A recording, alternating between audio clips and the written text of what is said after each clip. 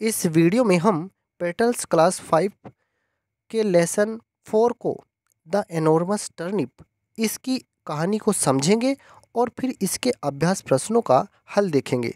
सबसे पहले तो हम हिंदी में आपको इस पाठ की कहानी सुना देते हैं, संक्षेप में करके सुनाएंगे। आपको पहले तो ये कहानी सुननी है बहुत ध्यान से, फिर हम देखते हैं इसके अभ्यास प्रश्नों को। देखिए, द एनॉर्मस टर्निप ये जो कहानी है, इस कहानी में 4 पात्र हैं। एक बूढ़ा आदमी है, एक बूढ़ी औरत है, एक लड़का और एक लड़की। होता क्या है, एक बूढ़ा आदमी अपने खेत में शलजम के बीज बोता है। जैसे ही वो बीज बोता है तो दिन गुजरते जाते हैं और वो बीज बढ़ने लगता है, उनसे शलजम बढ़ने लगते हैं। तो वो शलजम बहुत बड़े हो जाते हैं, बहुत बड़े शलजम हो जाते हैं, बहुत भारी हो जाते हैं। तो एक दिन वह बूढ़ा आदमी एक शलजम को ऊपर खींचता है, खींचने की कोशिश करता है, लेकिन वह उसे खींच नहीं पाता, क्योंकि वह शलजम बहुत बड़ा हो जाता है, बहुत मोटा हो जाता है, बहुत भारी शलजम हो जाता है। तो ज़मीन के अंदर से जब वह उसके पत्ते पकड़कर उसे खींचता है ऊपर से, तो जब उसके पत्ते पकड़कर खींचता है तो उस बूढ़े आदमी से वो शलजम ऊपर नहीं खींचता। तो फिर थोड़ी देर के बाद उसकी हेल्प के लिए एक बूढ़ी औरत वहाँ पर आती है। वो उस आदमी से कहती है कि क्या मैं तुम्हारी सहायता कर सकती हूँ। तो फिर वो उसकी सहायता करती है और वो दोनों मिलकर के उस शलजम को खींचते हैं। लेकिन वो बूढ़ा आदमी और वह बूढ़ी औरत, वो दोनों मिलकर के भी उस शलजम को ऊपर नहीं खींच पाते। फिर थोड़ी देर के बाद वहाँ पर एक लड़का आता है और वह उनकी सहायता करता है। फिर वो तीनों मिलकर के उस शलजम को ऊपर खींचते हैं, लेकिन वो तीनों भी कामयाब नहीं होते हैं। फिर थोड़ी देर में एक लड़की और आती है वहाँ पर, और वो फिर चारों मिलकर के उस शलजम को ऊपर खींचते हैं, और वो चारों मिलकर के उस शलजम को ऊपर खींच लेते हैं। और फिर उस शलजम से एक स्वादिष्ट डिश तैयार की जाती है। जो बूढ़ी औरत है वो उस शलजम से स्वादिष्ट डिश तैयार करती है, और फिर ये डिश जब तैयार हो जाती है तो सभी मिलकर के उसको खाते हैं। तो इस तरह की ये एक कहानी है। अब हम देखते हैं इसके अभ्यास प्रश्नों को। कॉम्प्रीहेंशन क्वेश्चंस में सबसे पहला हमारा क्वेश्चन है, आंसर द फॉलोइंग क्वेश्चंस। आपको इन क्वेश्चंस के आंसर करने हैं। तो पहला क्वेश्चन क्या है हमारा, what did the old man plant in his farm. जो बूढ़ा आदमी है वो अपने खेत में क्या बोता है, उसने क्या बोया था अपने खेत में। तो हमने आपको कहानी में क्या बताया है, उसने अपने खेत में शलजम के बीज बोए थे। क्या बोए थे उसने अपने खेत में? शलजम के बीज बोए थे। The old man the old man plants some turnip seeds in his farm. जो बूढ़ा आदमी है वो क्या करता है, अपने खेत में शलजम के बीज बोता है। अब बढ़ते हैं हम अपने नेक्स्ट प्रश्न की तरफ।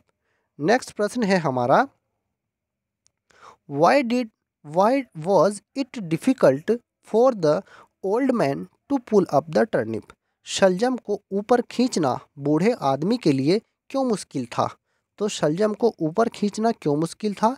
क्योंकि यह बहुत बड़ा था, बहुत विशाल था, बहुत भारी था, इसलिए बूढ़ा आदमी इसे ऊपर नहीं खींच सकता था। तो आप आंसर में लिखेंगे, it was difficult for the old man to pull up the turnip because the turnip was too big. It was difficult for the old man to pull the turnip because the turnip was too big.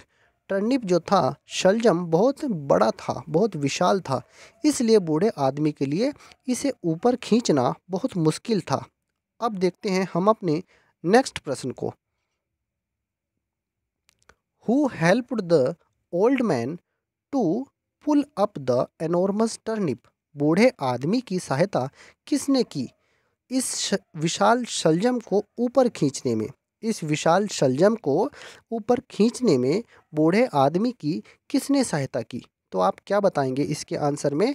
तो आप लिखेंगे, an old women, a boy and a girl. एक बूढ़ी औरत ने, एक लड़के ने और एक लड़की ने, इन तीनों ने सहायता की थी। किसकी सहायता की थी?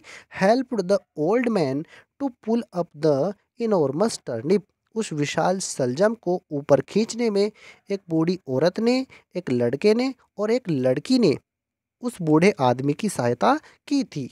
अब देखते हैं हम अपने नेक्स्ट प्रश्न को। नेक्स्ट प्रश्न है हमारा, who prepared the dish of turnip, उस शलजम से किसने व्यंजन तैयार किया था? तो किसने किसने बनाया था? The old women prepared the dish of turnip, उस शलजम से उस बूढ़ी औरत ने डिश तैयार की थी। तो आप क्या लिखेंगे? The old women prepared the dish of turnip. अब देखते हैं हम अपने नेक्स्ट प्रश्न को। Who all at the dish of turnip, जो डिश तैयार हुई थी शलजम से वो किसने खाई थी? तो आपको बताना है आंसर में, they all at the dish of turnip, उन सभी ने, उन चारों के चारों सदस्यों ने जो शलजम से डिश तैयार हुई थी उसको खाया था, सभी ने खाया था। They all at the dish of turnip. अब देखते हैं हम अपने नेक्स्ट प्रश्न को। अब हमारा इसमें है वर्ड पावर। अब वर्ड पावर को हम देखते हैं। वर्ड पावर में आपको क्या करना है? One word in each of following sets. Is यहाँ पर आएगा, is different from others, circle the odd one out. यहाँ पर करना क्या है? यहाँ पर हमें शब्दों का समूह दे रखा है। इस समूह में बाकी के सभी शब्द तो एक जैसे हैं, लेकिन एक शब्द ऐसा है जो इन सब से अलग है। आपको उस अलग शब्द पर गोला करना है। तो अब देखते हैं हम अपने शब्दों के समूह को। पहले सेट को देखिए, turnip, potato, tomato, sunflower, carrot and brinjal. अब इसमें जो ये टर्निप है, पोटैटो है, टमाटो है, ब्रिंजल है और कैरेट है, ये सभी तो सब्जियां हैं। लेकिन इसमें जो ये सनफ्लावर है, ये फूल है, ये सब्जी नहीं है। तो ये शब्द इसमें अलग है। आपको क्या करना है? इसी शब्द के ऊपर गोला कर देना है। तो आप क्या करेंगे? इस शब्द के ऊपर गोला कर देंगे। अब देखते हैं हम अपने नेक्स्ट सेट को। इसमें देखिए, cow, horse, goat, fox, kangaroo and melon. अब इसमें गाय, घोड़ा, बकरी, लोमड़ी और कंगारू ये सभी पशु हैं। लेकिन ये जो मेलन है ये पशु नहीं है, ये फल का नाम होता है। तो ये फल है, तो ये इनमें एक अलग शब्द है। तो आप इसके ऊपर गोला कर देंगे, यही इनमें अलग है। अब देखते हैं हम अपने अगले सेट को। शब्दों का अगला सेट है हमारा बनियन, नीम, पीपल, मैंगो एंड एप्पल। ये सभी पेड़ों के नाम है। बनियन बरगद का पेड़, नीम का, पीपल का, आम का और सेब का पेड़। लेकिन स्नेक सांप होता है, तो ये शब्द इसमें अलग है। तो आप इसके ऊपर गोला कर देंगे। अब देखते हैं हम अपने नेक्स्ट सेट को। इसमें क्या करना है? Rose, lily, sunflower, lotus and cauliflower. इसमें rose, lily, sunflower and lotus ये सभी तो फूल हैं। लेकिन कॉलीफ्लावर ये सब्जी का नाम है, ये फूल नहीं है। तो आप इसके ऊपर गोला कर देंगे, ये इसमें अलग है। अब देखते हैं हम अपने अगले सेट को। इसमें देखिए, peacock, parrot, lizard, crow and woodpecker. इसमें जो लिजर्ड है ये होती है छिपकली। बाकी के जो शब्द लिखे हैं, मोर है, तोता है, कौवा है और कठफोड़वा है, ये पक्षी हैं।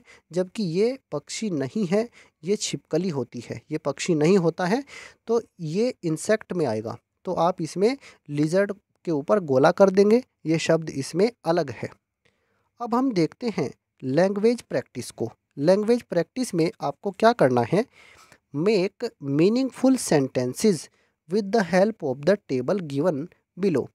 नीचे आपको टेबल दे रखी है, इस टेबल की हेल्प से आपको मीनिंगफुल सेंटेंस बनाने हैं, अर्थपूर्ण वाक्य बनाने हैं। तो अर्थपूर्ण वाक्य हमने बना दिए हैं। आप इन सभी वाक्यों को ऐसे ही अपनी नोटबुक में, अपनी बुक में नोट कर लेना। A fish can swim, swim में एम जो है वो नीचे लिखा है, यहाँ पर एम आपको इसके आगे ही लिखना है। ठीक है। अ फिश कैन स्विम, एक मछली तैर सकती है। नेक्स्ट सेंटेंस देखिए, अ बॉय कैन टॉक, एक लड़का बातें कर सकता है। अ फ्रॉग कैन होप, एक मेंढक उछल सकता है। एक मेंढक उछल सकता है, कूद सकता है, फुदक सकता है। होप का मतलब फुदकना। एक फ्रॉग कैन होप, एक मेंढक उछल सकता है, फुदक सकता है। अ बर्ड कैन फ्लाई, एक चिड़िया या फिर एक पक्षी उड़ सकता है।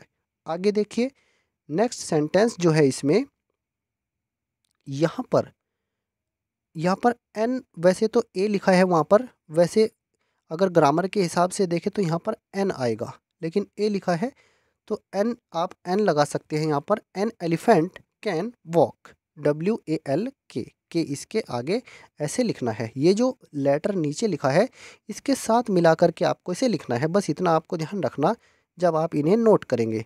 नोट करते समय गलती ना कर देना। An elephant can walk, WAL और के भी इसके आगे ही लिखना है, वॉक। आगे देखते हैं, a fish can not talk, एक मछली बातें नहीं कर सकती। A fish can not talk, एक मछली बातें नहीं कर सकती। इसमें कैन नॉट, देखिए यहाँ पर CAN कैन और NOT, ये जो OT नीचे लिखा है आप इसको इसके पास में लिखना इसी तरह से करके। A fish can not talk, ये कैन नॉट बनेगा।